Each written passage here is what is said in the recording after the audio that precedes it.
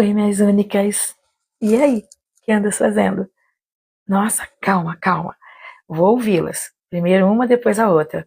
Vai você, me fala. O que andas fazendo? Sério? Já terminou aquele curso que você queria tanto fazer? Tá no meio do segundo e já tá pensando em se inscrever pro terceiro? Que maravilha!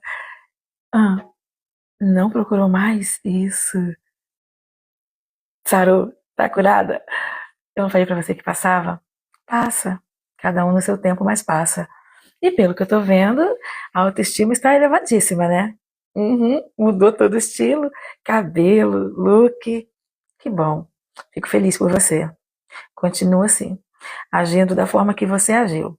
Se escolhendo, se acolhendo, se amando, fazendo o melhor por você, para você. E, claro, agindo com reciprocidade com as pessoas.